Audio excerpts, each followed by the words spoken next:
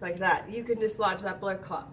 But what I'm going to do is I'm going to tell my patient, I'm not supposed to tell you this, but if you're going to smoke your cigarette today, please bite on your gauze, keep your mouth closed, and only use your lips. And I'm going to talk to them like that so they know how serious it is. And they're going to be like, why? Because if you open your mouth, or however you smoke, whatever you smoke, right? Because we're in Colorado. So if they do that, you know, they have a risk of dislodging that blood clot. And I'm going to tell them, do you like a dry socket? Have you heard of a dry socket? That could be contributory to that. So that makes your risk higher. So please be careful when you smoke and only use your lips. I'm sorry, for the blood clot, what will it look like? So any type of cut, Mm-hmm. you know how, okay, so I have scabs. Yeah. So I had blood there. You know how that blood looks? Yeah. Like it looks wet, but it's not. It's look thick. Yeah. That's what it's gonna look like there. Okay. And then Same they thing. suck it out, then You're the just blood gonna will start see flowing bone again? No, you're Oh. just gonna see bone. Oh, okay. So a dry socket means that we see bone all the way around. Okay. You don't want that. Bone exposed to air is very. Anybody broke a bone before? Fracture. We have compound fractures and the other one where it's exposed fracture.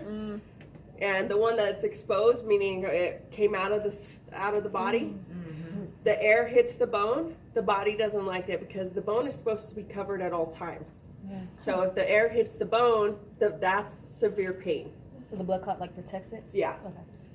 If that blood clot is dislodged at any point, so they have 48 hours of technical severity. Okay, they have 48 hours. They can dislodge this blood clot. If they dislodge the blood clot, guess what? You're going to come back. We're going to medicate you. We're going to use something called dry socket paste. Has eugenol in it. The body likes eugenol because it calms it down, and it tastes like poop. Okay. Did you have one? Yeah. Oh, I had one too. But I had one, and it referred to my ear. So I didn't have pain in my jaw. I had pain in my ear. And guess what? I went to the wrong doctor. I went to the medical doctor saying I have an ear infection. No, your ears look fine. Okay. Oh my. So I was like, well, what's going on with my ear? Maybe I have too much air in my ear. I was more thinking it was an ear problem than a socket problem. And I'm a dental assistant. But again, this happened in the beginning of my career. Okay, so you have to remember that, you know, you can get referred pain to the top, to the bottom, to the ear. All of that is connected. So if you feel anything different, please come back and we can check you out. Always mention that. Always let them know that they can come back, call, things like that, because a dry socket will hurt until the gum tissue has closed. And that takes about 2 weeks. Oh. Okay?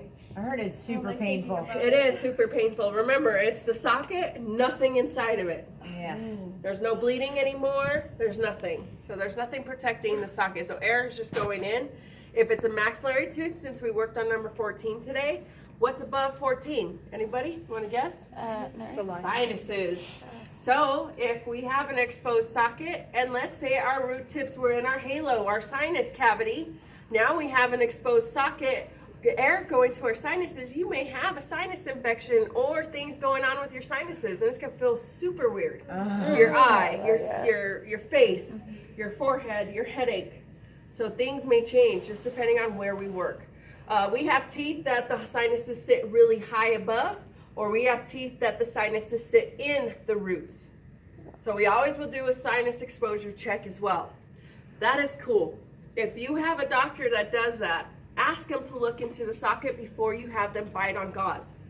So what the sinuses really look like, it's a pretty blue. See that blue right there?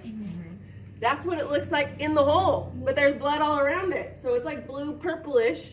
I think it's really cool the way the body has all these colors and stuff. So so what they'll have the patient do is close the back of their throat with their tongue, pinch the nose, and blow. And then we're gonna check to see if the sinus cavity moves. And then if that happens, we're gonna put some gel foam in there and suture. So we might not need sutures in a simple, but we might need sutures if we have sinus exposure.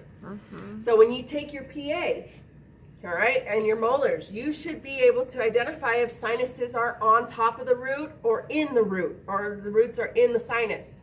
Your doctor will say, you know, we may have some sinus exposure, and then when they ask him, close your nose and blow, that's what they're checking for. And that's one of the coolest things. Is like, Doc, can I see that? I always ask them to see stuff. I think it's so amazing. When you see the retromolar pad when it's exposed, that's like the coolest thing too. It looks like a horseshoe of bone, like this. Oh, wow. So when that was exposed, I was all, let me see.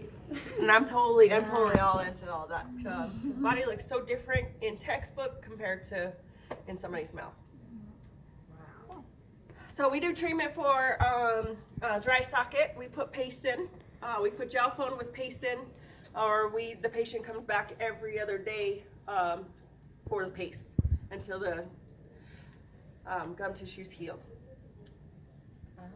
Any other questions? All right, can I get a patient? Let's go to 3.